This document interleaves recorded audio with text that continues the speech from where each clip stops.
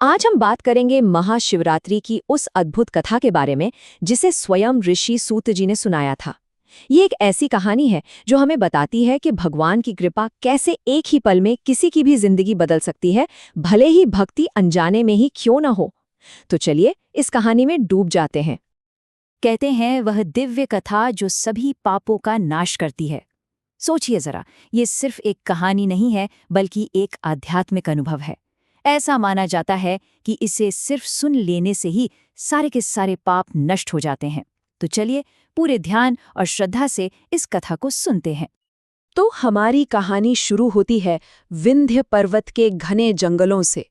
वहां एक शिकारी रहा करता था, और वो कोई आम शिकारी नहीं था, बल्कि बहुत ही क्रूर, बड़ा ही निर्दयी था।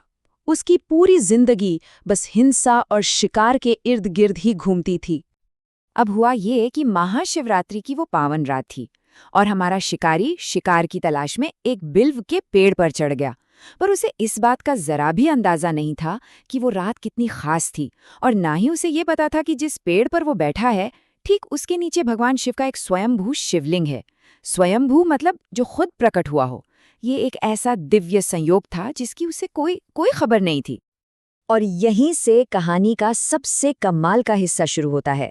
देखिए, शिकारी तो अपनी भूख और शिकार के लालच में बैठा था, पर अनजाने में ही उसने महाशिवरात्रि के 3 सबसे जरूरी काम कर डाले। पहला, दिन भर कुछ खाने को नहीं मिला तो उसका उपवास हो गया। दूसरा, रात भर शिकार का इंतजार करता रहा तो जागरण भी हो गया। और तीसरा, समय काटने के लिए वो पेड़ से बिल्व पत्र तोड़ तोड़ कर नीचे फेंकता रहा, और वो सारे पत्ते सीधे नीचे शिवलिंग पर जाकर गिर रहे थे। मतलब अनजाने में ही उसकी पूजा भी पूरी हो गई। अब जैसे ही रात का पहला पहर बीता ना, कहानी में एक बहुत बड़ा मोड़ आया। एक ऐसा संवाद शुरू होने वाला था जो शिकारी की जिंदगी हमेशा हमेशा के लिए बदलने वाला था। तालाब पर एक गर्भवती हिरणी पानी पीने के लिए आई। शिकारी ने जैसे ही उसे देखा तुरंत अपना धनुष बाण साध लिया। लेकिन जैसे ही वो तीर चलाने वाला था, हिरणी ने इंसानी बोली में बात करना शुरू कर दिया। और उसकी आवाज में डर नहीं था, बल्कि एक गुजारिश थी, एक याचना थी। उस हिरणी की आवाज में ना एक माँ की ममता झलक रही थी। उसने कहा, मुझे अभी मत मारो। मेरे पेट में जो बच्चा है वो तो बेकसूर है, उसे दुनिया में आने तो दो। मैं कसम खाती हूँ, मैं उसे जन्म देकर तुम्हारा भोजन बनने के लिए खुद वापस आऊंगी। अब शिकारी तो एकदम हैरान कि भाई एक जानवर इंसानी भाषा में कैसे बोल रहा है। तब उस हिरणी ने अपनी पूरी कहानी सुनाई। उसने बताया कि वो कोई मामूली हिरणी नहीं है, बल्कि पिछले जन्म में वो रंभा नाम की एक अप्सरा थी। भगवान शिव के श्राप की वजह से उसे इस हिरणी के रूप में जन्म लेना पड़ा। लेकिन शिकारी को उसकी बातों पर बिल्कुल यकीन नहीं हुआ। उसे लगा ये तो जान बचाने का बस एक बहाना है। तब अपने वचन को सच साबित करने के लिए हिरणी ने एक ऐसी जबरदस्त शपथ ली जिसे सुनकर किसी भी धर्म को मानने वाले इंसान की रूह कांप जाए।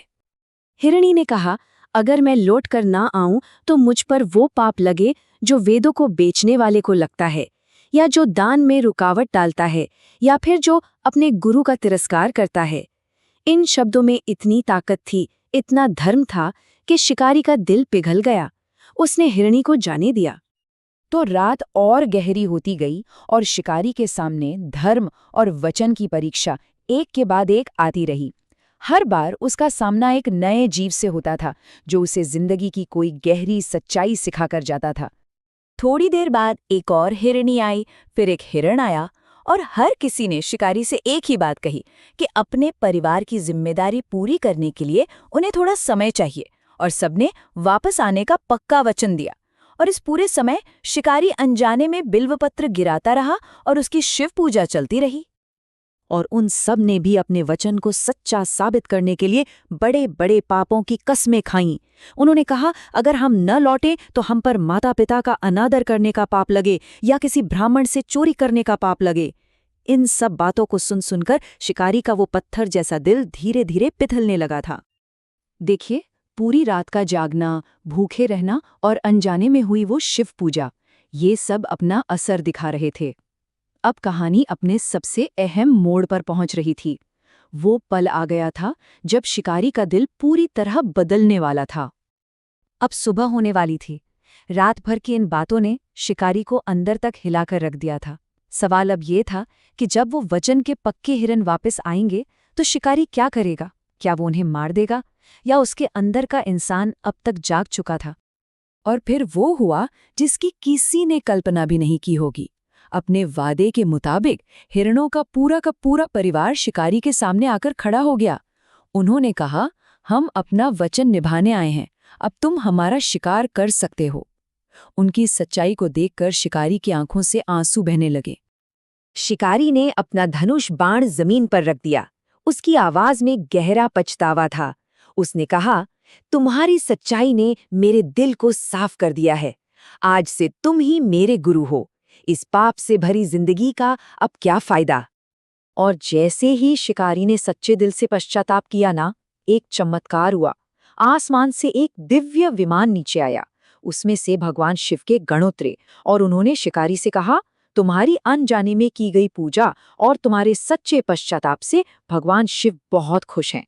तुम्हारे सारे पाप धुल चुके हैं।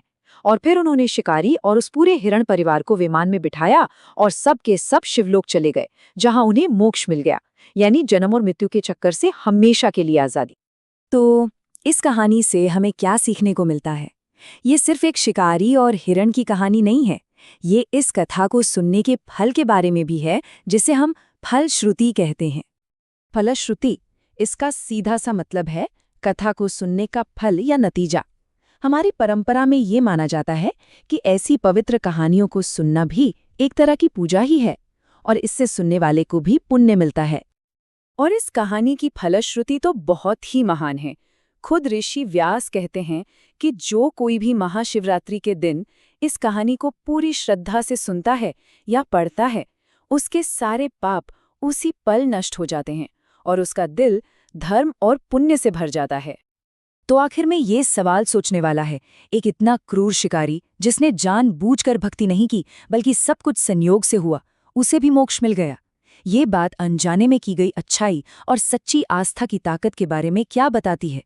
शायद यही कि भगवान की कृपा पाने के लिए कभी-कभी सिर्फ एक साफ दिल और सच्चा पछतावा ही काफी होता है। ओम नमः शिवाय।